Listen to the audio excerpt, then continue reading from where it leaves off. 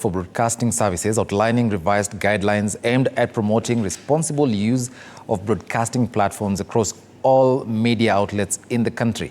As per Gazette notice, free-to-air broadcasters are mandated to ensure that a minimum of 40% of their station's programming constitutes local content within 1 year of receiving their license award. Additionally, broadcasters are instructed to safeguard children from exposure to adult content, with the directive that inappropriate material should not be aired between the hours of 5 a.m. and 10 p.m. To help us understand what is in the code, I am joined by Engineer Leo Buruet, who's the Director of Multimedia Services at the Communication Authority. Thank you so much for joining us, sir. Thank you very much, Eric. Once again, thank you for this opportunity. Maybe before I say anything, just wanted to bring the context in terms of how we have, the journey that we have worked. Because the journey began in the year 2016. That's when we had the first programming code. And for context, this is the fourth one, right? This is the fourth one. Go ahead. Yeah, so basically, we've made a lot of progress. For example, in the area of local content, currently we require 40% local content. And when we started, broadcasters were about 56% who were complying. Yep. But as we speak now, they are over 90%. The other thing I'm impressed is the issue of sign language. I saw you have it here. That time we had only one station doing sign language. Okay. But at the moment we are over 30, the ones who do news and events of national importance. Just to name but a few areas. Yes, so we reviewed the program. The law requires us to review the program because of the dynamism of the industry. So this process we began in August last year. And then we did public consultation, which we concluded in November.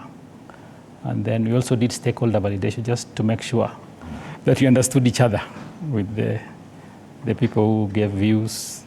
Yeah, and then that's what led now to the gazettement, which we did in 8th March.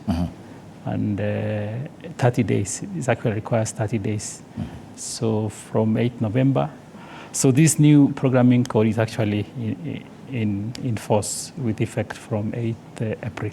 Okay. Yeah, so that's really just the background of the journey.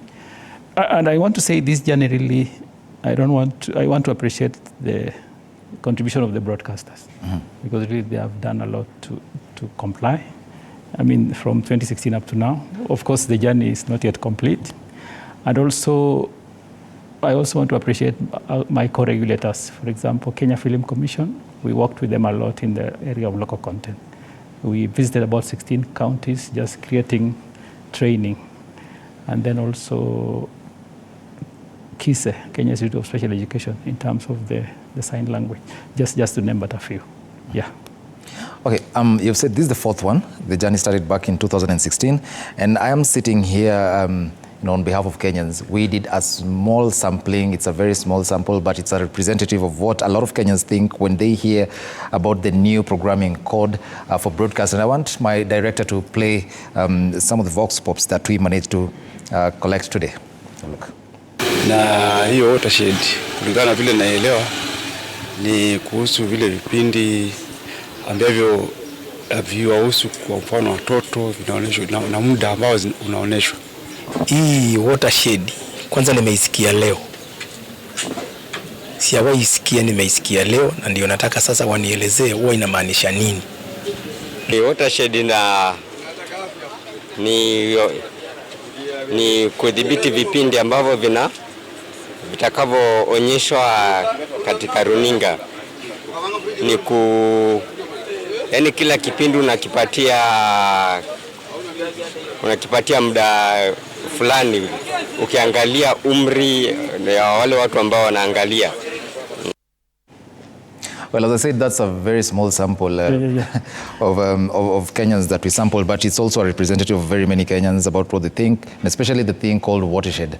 What do you think about that? What do you think about their views? I think I'm actually encouraged because 3 out of 4, that is 75%, because at least they have an element of control. Okay. Yeah, I think And then another one actually was it actually relates it because it's very relevant to children, vulnerable groups. Okay. So the watershed period is from 5 a.m. to 10 p.m. Okay. And during that period, we require broadcasters, whatever they air, should be suitable for children. And we try to avoid things like violence, Okay. things to do with explicit sexual display, strong language, and even sometimes religious also programs like this healing. If they are not contextualized, they can actually be traumatizing for the children. The other thing also is we need transition, a gradual transition, because we say up to 10, but now between 10 and 11, we don't expect you to transit to adult only. The other thing about the watershed period is you also work with Kenya Film Classification Board because they have actually the mandate to classify programs. Okay. Yeah, so the programs are usually classified into four really, because there's general viewing, which anybody can view. Then there's parental guidance. Parental guidance is 10 years and below. The parent now should determine, use the judgment. And then there is 16. Anybody below 16 should not watch. And then there is 18. Adult only should not be shown during that watershed period. Yeah, so, but in terms of the feedback, there's a lot of appreciation because it's about children. It's about also making sure that the programs within that period are acceptable for general family viewing. Yes. Well, I've gone through the code, and one thing that stuck out for me, especially due to the nature of the work that we engage in as journalists, I looked at clause 9, that is elections and referendum. Elections. And 9.3 says all broadcasts of election propaganda shall be identified through the words paid for by, followed by the name of the candidate and political party for whom the propaganda is being broadcast. Broadcast shall ensure that political messages do not contain attacks on individuals, their families, and it goes on to say even ethnic background, race, religion, etc. The use of the word propaganda here, the word has some negative connotations. Don't you think the use of such in the code, you'll open that clause wide for different interpretations? Okay. Where we sit, we see propaganda is a general, it can be positive or negative. That's our perspective when we use that word. But as I told you, this thing is growing. Now we are getting feedback from you about the word propaganda.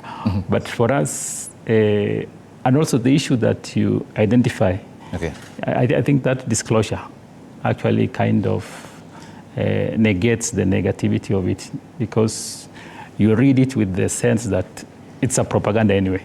Whoever is propagating it, there's nothing, you're not convincing anyone else.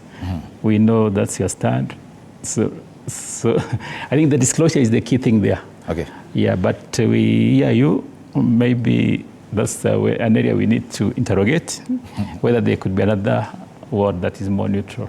Okay. Yeah, but the message for us is there's disclosure of who has paid for that really safeguards the consumer, because our aim really is to safeguard the consumer in all these things we are doing.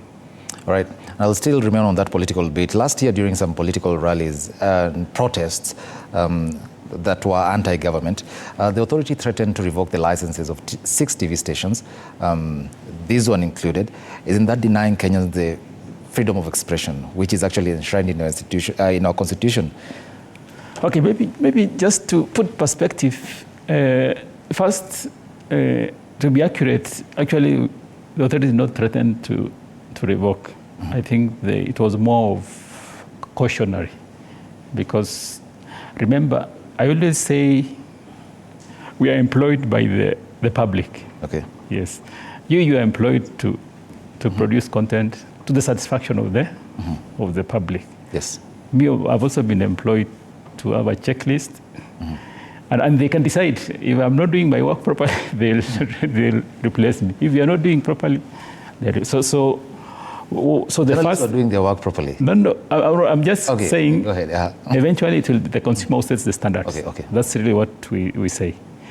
The consumer sets the standards. So first, in terms of perspective, the approach of the authority was just to bring to you the regulations that are in place. So, and we never stopped anyone from covering the demonstration. We actually said exercise caution, but continue doing it. We never said don't do it. And then the other thing also is about the law. Okay. When it comes to broadcasting, it's not an absolute right. It has got limitations. Yes. When you look at Article 33(5) of the Constitution, it's limited in terms of incitement to violence, propaganda for war, and even the issue of vilification of others. So it's not a right that is unlimited, like torture. Torture, that one is not limited. It's an absolute right that cannot be taken away. But this one can be taken away if there is for public good. Yeah, so there was something, and the other thing you need to know also is we are not the final authority. Yes. You can appeal what we decide. There is the CAMAT. And you can go to High Court. Yeah, so there are processes of remedying the situation. Yes. And the reason why I'm saying that was quite interesting for me is because, we are guided by the Code of Conduct for the Practice of Journalism in Kenya, which is under the second schedule of the Media Council Act. The Media Council has a complaints commission. And one interesting thing is that one of the lawyers that took the authority to court on that threat to revoke the licenses was actually sitting in that complaints commission. So meaning they didn't see anything wrong with our reporting. But then again, the authority said that it's going to revoke the licenses or even frequencies. Don't you think some people might view, stakeholders, important stakeholders like, media owners and practitioners might see the code as, stifling? One thing I want to say also is about the code is the code is not introducing any new regulations. Actually, the code is based on the primary regulations. Okay. That is the Act and the regulations. So anything in the code actually is just expounding on what is in the law and what is in the Act. So anything that contradicts actually will be null and void. So there's that solace. Then the other assurance is it's a consultative process. Like the first draft we started in August was very different from what came out after November. And even there were also some changes in February during the stakeholder validation. Yeah, because as I want to emphasize that thing of the consumer setting the standard. Yeah, so if the consumer says do this, we will do it. Okay. Yeah, so what we are doing is what we got after going through the process. And that's why we review this code after every 3 years. Yeah, because one, there'll be new developments. Two, new perspectives of the same situation. Yes, so really there should be no worry about stifling because it's just expounding what is in the primary law. And looking at the code, it has also a requirement for broadcasters to have their own complaints handling mechanisms. How do you think you're going to enforce this?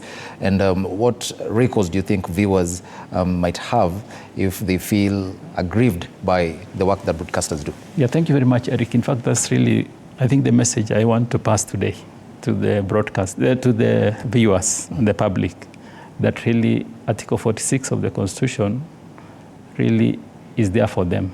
They deserve quality services. And in terms of quality is what they expect. What do they expect? What are their values?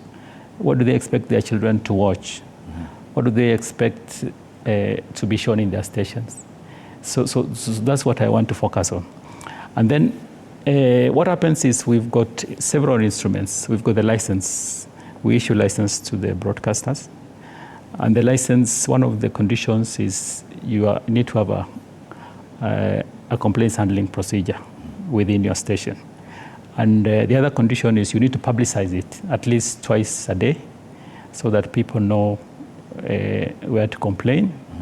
We also need to have it online apart from the announcing. And then the other thing is you also submit quarterly returns, or now you have dealt with the complaints. So we have that mechanism. And this mechanism also has got timelines, because if you give you 30 days to resolve the complaint, if 45 days expires and the viewer is not satisfied, they can actually escalate it to the authority. They also have the option of going to High Court, there's the CAMAT, but usually is a good procedure. And that's why we emphasize on the broadcasters to publicize, because for us, we see this as a business tool, because you get feedback. By the way, it's not only negative complaints. Sometimes you get positive. There's a station I visited in Mombasa. Actually, they have really used this tool as a business tool. In fact, they do the audience, audience survey using the complaints handling tool. So really, it's not something to impose. It's very positive for you as you serve. So my message today really is for broadcasters, publicize these complaints for your own good and for the good of the consumer. And then consumers, I tell them, you deserve quality services. Use the channel that's available. Give feedback to the broadcasters. If there are complaints, raise them. We are the ones who set the standards. I want to tell the viewers. Okay. Yeah. Now, with the growing presence of online radio and TV stations, as internet penetration keeps growing in the country, what are your plans in the future? What do you intend to do to ensure that you also regulate that space? Yeah, first of all, just to put perspective right, we also do an audience survey report. And we did one that was for the period ending 31st December. And we saw that actually over 75% listenership is still there in terms of TV, just the regular TV and the conventional TV. Terrestrial. And also in terms of the devices. Okay. We also saw, the device at home is still valid in terms of course, when it comes to radio, we saw 30% now are using the phone, but still over 70% are still using the radio set. TV is still low, maybe because of the bundles. It's about 11%. Yeah, but notwithstanding that, we recognize that online is growing. And as the authority, what we are doing is, in the code actually we are requiring, because most of the stations also have online presence. So we require you in your online presence to have policies, like editorial policy. Yes. So that, because usually the story may not be bad, but the comments on the story. So we require you, like, I don't know, I have not checked your online presence, because I know you are there.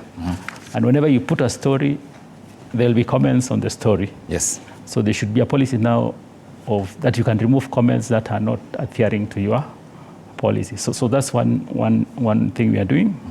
And then we're also requiring anyone who is offering services to Kenyans to actually comply with our code. Of course, there's challenge in enforcement because we've not started issuing licenses to online players. But it's something we are looking at. There's a current review going on for the primary law and the regulations, so that it's explicitly, there are explicit provisions for regulating online content. So it's an area there's work in progress. But the assurance really is when you look at the definition of broadcasting, even in the current law, it actually covers, it's more of the practicality of, that's the challenge. But in terms of the law, we can actually stretch the current law, because broadcasting is about packaging, distributing images or sounds for reception of the public or subscribers. Yeah, so through, in respect of the technology. So really, we can actually use the current law, but there are challenges, as you say, in terms of the practicality, which we are addressing. Fair enough. And you've said that you keep reviewing it and revising it.